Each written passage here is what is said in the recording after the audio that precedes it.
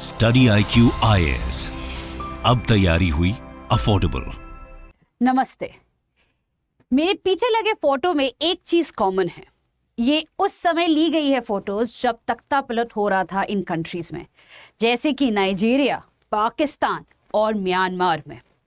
ये तख्ता पलट होता क्या है, और यही है आज के डिस्कशन का मुद्दा।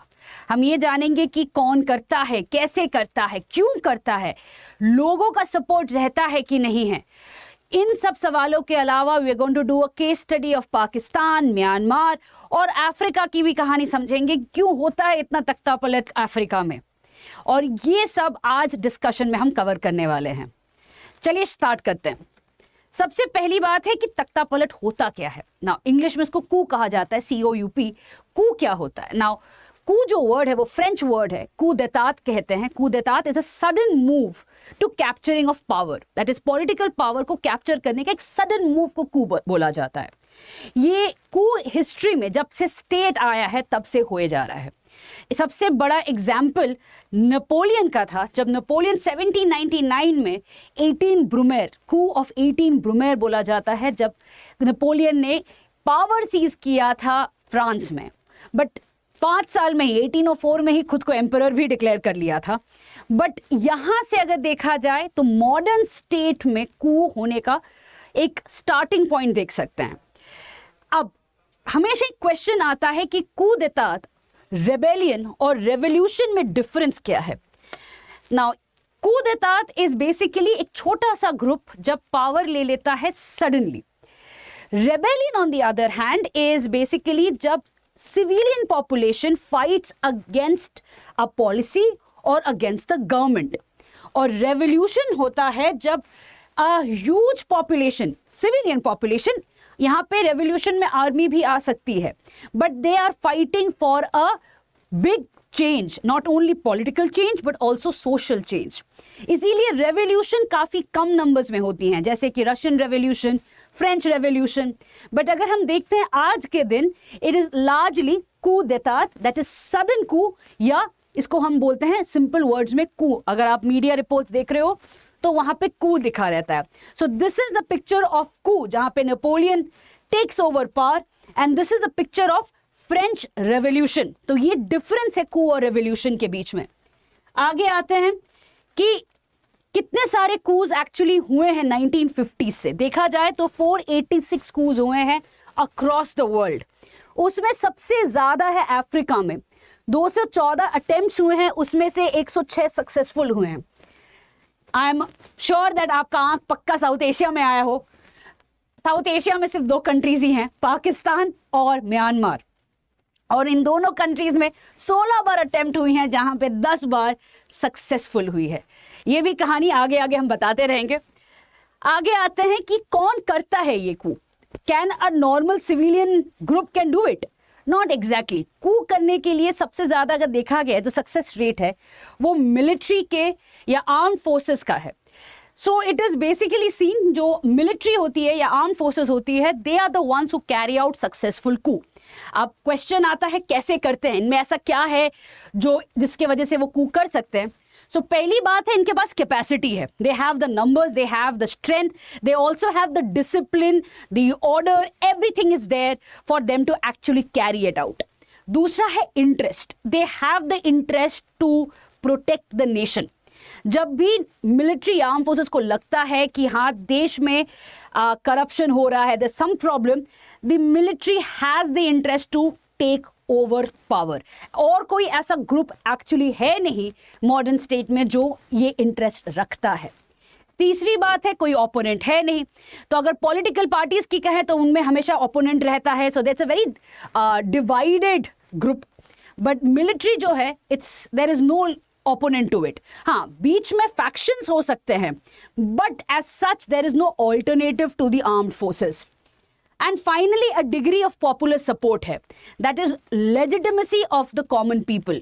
जो लोग हैं, जो सिटीजन्स हैं, they actually see the military as as non-corrupt. They see कि it is actually protecting national interest. इसी वजह से एक सपोर्ट रहता है मिलिट्री के लिए, जो पॉलिटिशियंस के लिए नहीं रहता है। इसीलिए अगर देखा जाए तो सक्सेसफुल कूज होती है, they are largely carried out by the arm forces. अब आते हैं ये लोग करते क्यों हैं, why do coups take place. Now इसकी कई रीजनिंग हैं। सबसे पहला reasoning, and I am quoting this from a European Union report, उन्होंने कहा है कि कूज होते हैं क्योंकि डेमोक्रेटिक बैकस्लाइडिंग होता है। तो मेरा यहाँ पे क्वेश्चन है कि इन कंट्रीज में कब डेमोक्रेसी थी? पाकिस्तान में कभी डेमोक्रेसी थी क्या? म्यांमार में पेपर में थी, अदरवाइज कोई डेमोक्रेसी नहीं था। अफ्रीकन कंट्रीज में जहां पे कू हुआ है, there was never a semblance of democracy, it was rather authoritarianism. So democratic backsliding तब होगा ना जब डेमोक्रेसी हो, सम फॉर्म में हुआ होगा, एक्चुअली वहां पे कभी था ही नहीं। तो डेमोक्रेटिक बैकस्लाइडिंग जो है ना, ये वेस्टर्न कंट्रीज ही बोलते हैं कि इसके वजह से कू होता है। देखा जाए इन सब कंट्रीज में एक चीज कॉमन है, ये सब कंट्रीज आर्टिफिशियली क्रिएटेड हैं बाय द कॉलोनियल रूलर्स। तो इसीलिए it is an artificial state building by colonial rulers और the colonisers. So for example हम पाकिस्तान की बात करें तो it was again artificially created due to the partition. Africa में बात करें तो अफ्रीका में तो स्केल लेके कंट्रीज डिवाइड हुई थी। So in other words there is no natural way of creating the community. Community actually was divided by the border, the territorial borders. तो इसीलिए ये आर्टिफिशियल स्टेट बिल्डिंग का प्रॉब्लम है, जिसके वजह से ये कंटिन्यूअस कू होता रहता है और पॉलिटिकल इंस्टेबिलिटी रहती है। तीसरा है करप्शन और टिरनी। ना ये यूजुअली जो कू करता है वो ये एक्सक्यूज यूज करता है कि we have come to power that corruption और टिरनी को हटाने के लिए। फॉर एग्जाम्पल परवेज मुशर्रफ ने यही एक्सप्लेनेशन दिया था कि देखो हमें पावर में इसलिए आना पड़ रहा है क्योंकि देश हमसे ये एक्सपेक्ट कर रहा है। नवाज शरीफ की गवर्नमेंट इतनी करप्ट थी कि हमें पावर में आना पड़ा। So that is an excuse that the group that comes to power uses it. उसके अलावा they also talk about legitimate rights of the people. So अभी रिसेंटली गैबॉन में जो कू हुआ है वहां पे भी यही बात हुई है कि इतने साल से जो बोंगो फैमिली पावर में थी उन्होंने legitimate right of the people दिया ही नहीं, इसी वजह से आर्मी को आना पड़ा आज। तो ये है एक्सक्यूज। और लास्ट ये है कि आर्म्ड फोर्सेस जो हैं, it is much easier for them to topple the civilian government in these countries. Why? Because यहाँ पे पॉलिटिकल इंस्टेबिलिटी रहती है। जब डेमोक्रेसी नहीं है, अथॉरिटेरियनिज्म रहता है, it is very very unstable government. क्योंकि एक बार आप पावर में आ जाओगे तो आपको और पावर चाहिए होता है। Power corrupts and more power will corrupt more. So in other word, एक बार एक अथॉरिटेरियन बंदा अगर आ जाता है पावर में तो वो नॉर्मल या कॉमन पीपल से अपना उनका पावर लेके अपने पास रखेगा। So automatically there is grumbling, there is challenge to the authoritarian government itself। और वो इंपॉर्टेंट है कू के लिए, क्योंकि otherwise coup will never be successful. आगे बढ़ते हैं, कैसे किया जाता है ये कू? तो इसमें कई सारे अभी ओपिनियन है। सबसे कॉमन ओपिनियन है कू के लिए कि सबसे पहले तो है कि आपको देखना पड़ेगा कि कंट्री की हालात क्या है। आप कभी भी कू नहीं कर सकते हो, you have to wait and watch. आपको देखना पड़ेगा कि कंट्री में इधर इकोनॉमिक क्राइसिस हो रहा है या पॉलिटिकल इंस्टेबिलिटी है या लोगों में there is general feeling of anti government, एक फीलिंग आ रहा है या करप्शन को लेके आ रहा है। ऐसा कोई फीलिंग अगर कॉमन पीपल के अंदर आ जाता है या कोई क्राइसिस का मोमेंट है, that is the right moment to actually go for a coup. क्योंकि उस समय पे आपको लोगों का सहायता मिलेगा, लोगों का सपोर्ट मिलेगा, बहुत जरूरी है वो। जैसे नाइजर में हुआ है, एक पूरा स्टेडियम में लोगों ने सपोर्ट किया है जैसे कू हुआ है।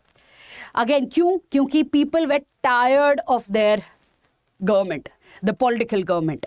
गैबॉन में भी they were tired of the Bongo family because they felt कि बोंगो फैमिली सब लूट के जा रहे थे। तो वो राइट मोमेंट के लिए आपको वेट करना पड़ेगा ताकि वो कू सक्सेसफुल हो। हिस्ट्री में ऐसे बहुत सारे कूज हुए हैं जो अनसक्सेसफुल हुए हैं क्योंकि लोगों ने राइट मोमेंट नहीं चूज किया है। दूसरी चीज, आपको राइट पीपल चूज करना पड़ेगा। That is coup is always done by a very small group. It is not the entire military. Military का एक छोटा सा यूनिट करता है coup. पूरा military नहीं आता है. ना ही आप, so when you're going for the coup, सिर्फ military से होने से नहीं होता है. आपको ऐसे बंदे भी चाहिए होंगे जो गवर्नमेंट के अंदर है, क्योंकि आपको पता होना चाहिए कि कैसे गवर्नमेंट चलानी भी पड़ेगी. पावर तो ले लिया, उसके बाद तो इसी वजह से you need to create that small group of people who are going to help you to take power and maintain it. That also means you have to trust this people. तो यहां पे इंपॉर्टेंट हो जाता है choosing the right people. तीसरी बात, Swift होना पड़ता है. कू के लिए you can not plan, it has to be swift. जैसे म्यांमार में हुआ था, किसी को कोई खबर नहीं हुई थी. सुबह फरवरी 2021 में 21 में sorry, it came and happened. एक सुबह में ये हो गया था, किसी को कुछ पता भी नहीं चला. And this is what it means. Coup has to be fast. अगर ये स्लो हो गया तो इसको अनसक्सेसफुल हो जाए, क्योंकि जो पावर में है the that person is going to utilize the military strength against the unit जो पावर लेना चाहता है. इसीलिए इसको स्विफ्ट होना पड़ता है. तीसरी चीज है कि कू होने के बाद क्या करना पड़ेगा. कू होने के बाद इमीडिएटली पावर को लेना पड़ेगा. पावर लेने का मतलब क्या है, जहां पे डिसीजन मेकिंग होती है, जैसे पार्लियामेंट हो गया या पैलेस हो गया, जहां पे बेसिकली सेंटर्स ऑफ पावर है, उसको आप ऑक्यूपाई करोगे और इमीडिएटली आप रूल्स बनाओगे जिससे कि ऑपोजिशन को हाउस अरेस्ट में, जेल में या आप उनको खत्म ही कर दो. तो this is basically Swift and decisive. आप वेट नहीं कर सकते हो कि दूसरा जो ग्रुप है या ऑपोजिशन जो है वो इकट्ठे होके अपोज करे. यही गलती की है म्यांमार में, क्योंकि म्यांमार में जब ऑंग सान सू की को हाउस अरेस्ट में डाला है, they could not suppress the popular protest, और पॉपुलर प्रोटेस्ट के वजह से मिलिट्री को काफी प्रॉब्लम हो रही है आज के दिन.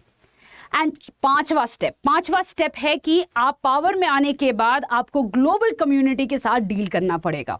तो ऐसा ये हमें मतलब सिचुएशन जरूर होगा जहां पे कुछ countries, mostly US and it's allies, immediately sanctions की धमकी देने लगेंगी. तो आपको इमीडिएटली दूसरे पार्टी के पास जाना पड़ेगा, वो है चाइना या रशिया. फॉर एग्जाम्पल, म्यांमार का जो मिलिट्री है वो क्लोज टाइज बना रहा है चाइना के साथ.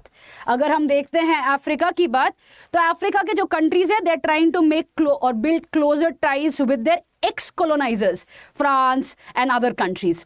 तो कहीं ना कहीं आपको इंटरनेशनल कम्युनिटी में आपको पार्टनरशिप या एक गॉडफादर ढूंढना पड़ेगा जो ये कू को लेजिटिमाइज करेगा.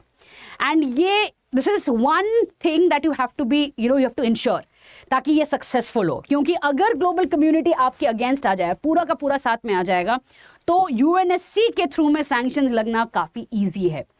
बट आज तक जो भी सक्सेसफुल कूज हुई हैं, they have been able to break this UNSC coalition. इसी वजह से UNSC has really failed in imposing sanctions on coups. आगे बढ़ते हैं कि लोगों का क्या, ये तो समझ में आ गया कि पावर ले लिया और कैसे लेना है. तो लोगों का क्या है कि how do people react to it? In most cases, people react in a very positive manner because they think कि जो previous government है वो corrupt थी, जो नया government आएगा वो better होगा. It is support because of hope. And they always think जो नया गवर्नमेंट आएगा वो रेडिकल चेंजेस लेके आएगा, जिसके वजह से उनकी क्वालिटी ऑफ लाइफ इंप्रूव करेगी. तो इसके वजह से if you look at history, जो सक्सेसफुल कूज हुई हैं वहाँ पे हमेशा पॉपुलर सपोर्ट मिला है.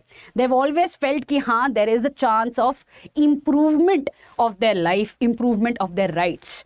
इसी वजह से if you look at it, आज के दिन पे गैबॉन हो, नाइजर हो, हमेशा से एक पॉपुलर सपोर्ट मिला है. एक्सेप्शन यहाँ पे म्यांमार है, क्योंकि म्यांमार का जो मिलिट्री है वो बार बार it is constantly attacking the people approve democratic institution. इसके वजह से म्यांमार के मिलिट्री को इतना अपोजिशन झेलना पड़ता है. People do not support the military rule in Myanmar, but other than that coups are usually accepted by the people. So before we go on to the case studies, want to bring to your attention Study IQ का prelims to interview batch. The batches are starting from 16th September. ये long term batch है 2025 के attempt के लिए. English और हिंदी तीनों languages में available है. The course cost 70,000 rupees. अगर आप DWLIVE that is DW live use करते हैं, कोड अगर आप यूज करेंगे तो आपको डिस्काउंट पे you will get it at 35,999 rupees, that is 36,000 में आपको पूरा का पूरा कोर्स मिलेगा। एक बार जाइए स्टडी IQ के वेबसाइट में, see the features and then take a decision. आगे बढ़ते हैं तो आते हैं अभी पाकिस्तान के एग्जाम्पल पे। तो पाकिस्तान का जो एग्जाम्पल है यहाँ पे सबसे पहले तो हमें समझना पड़ेगा कि पाकिस्तान के कॉन्स्टिट्यूशन में एक डॉक्ट्रिन ऑफ नेसेसिटी एक आइडिया था, वो अभी रिसेंटली हटा दिया गया है। सो ये जो आइडिया है this was brought in through the supreme court, एक जजमेंट आई थी जहाँ पे जस्टिस मुनीर ने ये डॉक्ट्रिन ऑफ नेसेसिटी के बारे में ये ऐड किया गया था। सो पहले समझते हैं कि डॉक्ट्रिन ऑफ नेसेसिटी है क्या।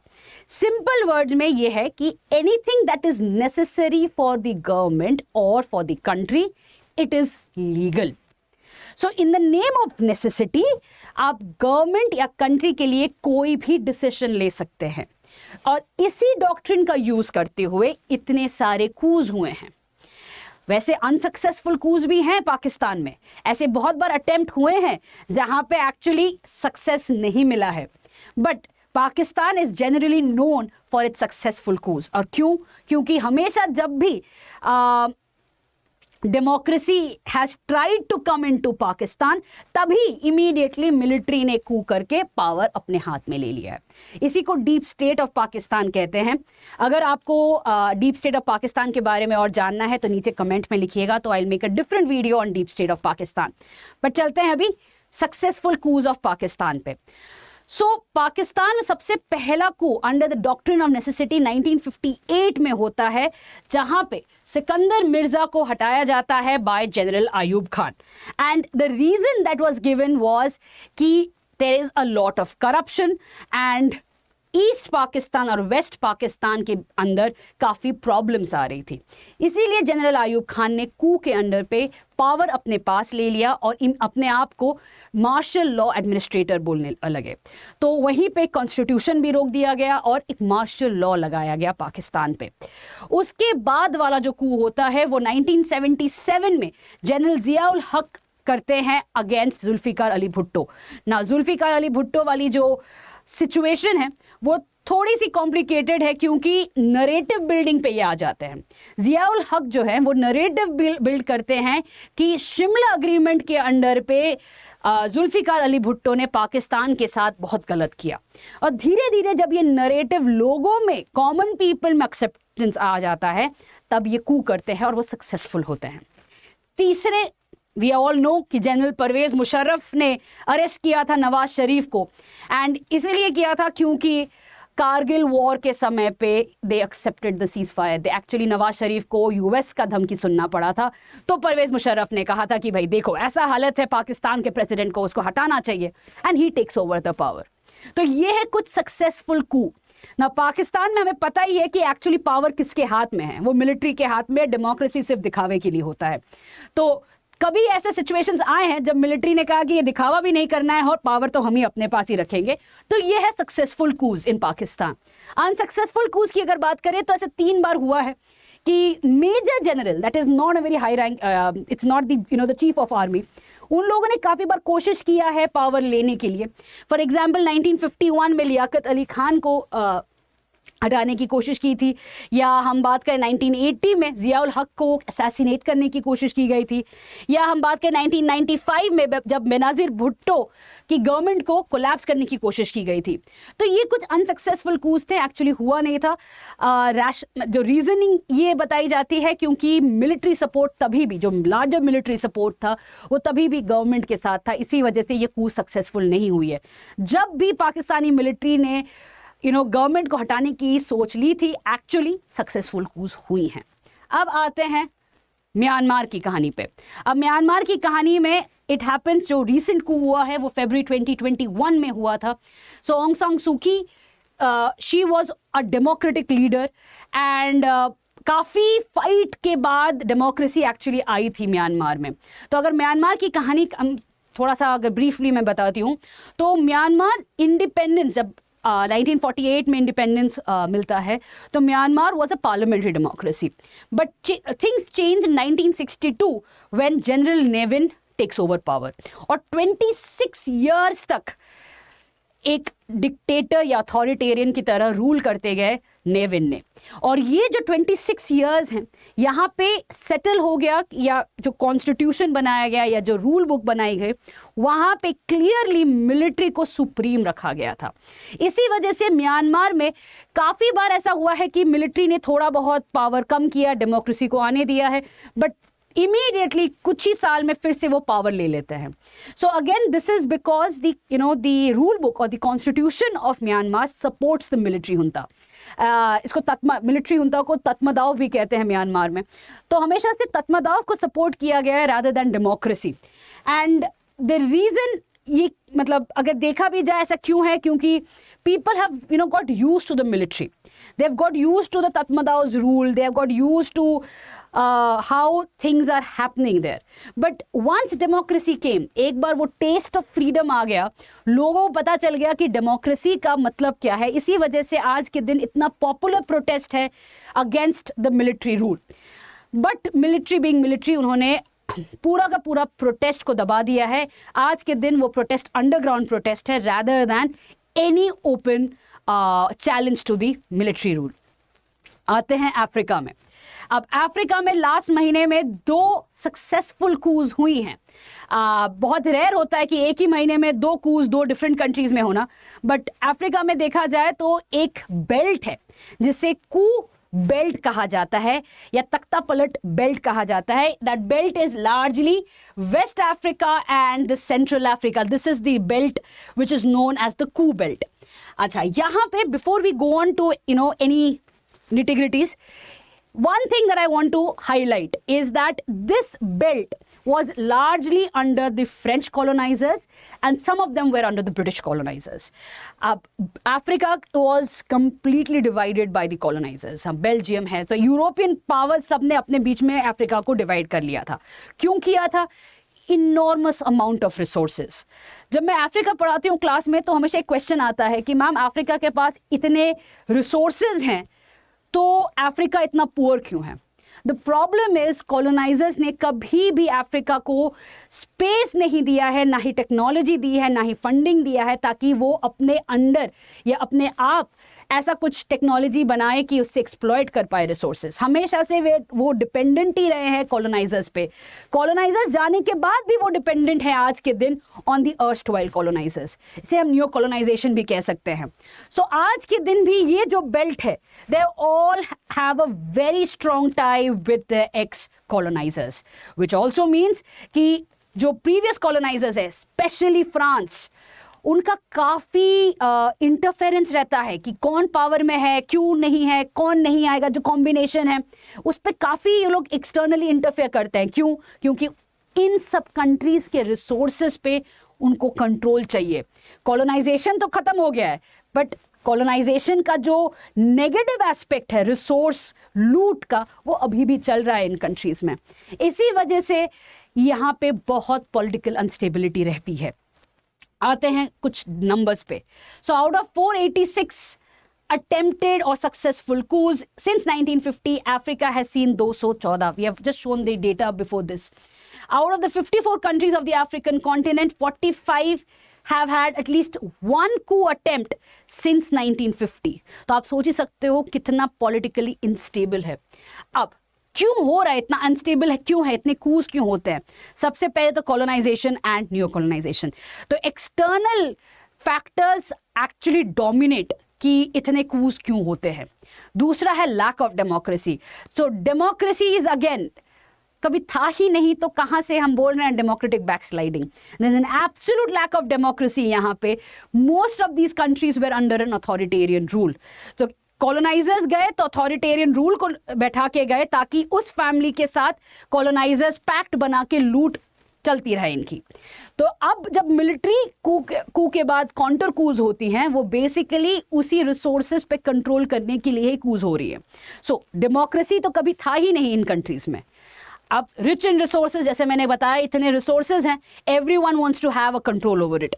Impact of the pandemic. Now pandemic के वजह से economic crisis, political crisis, social crisis इतनी एग्रेवेट हो गई है कि पहले जो नॉर्मल सिचुएशन था, countries were accepting the authoritarian loot of resources, अभी धीरे धीरे that is not being acceptable because people are being pushed towards poverty. इसकी वजह से more and more resentment is coming against the government, which is then the perfect moment for the coup. Finally, failure of the UNSC. ये मैंने पहले भी बताया था कि हर कंट्री में जहाँ पे कू होता है, सक्सेसफुल कू होता है, वो लोग जाके रिलेशंस बना लेते हैं, specially Russia, China, x colonisers के साथ. इसके वजह से जब UNSC डिसीजन लेने जाता है सैंक्शंस के बारे में, वहाँ पे वीटो लग जाता है. तो UNSC एक्चुअली फेल हो जाता है इस कू को रोकने के लिए. और ये जो स्ट्रैटेजी है इतना सक्सेसफुल हो चुका है कि कंट्रीज हैव रियलाइज्ड कि UNSC पे भरोसा ही नहीं करना है. इसी वजह से तो रिफॉर्म्ड UNSC बहुत ज़रूरी है ताकि ये रोका जाए. This basically it's creating an unstable world.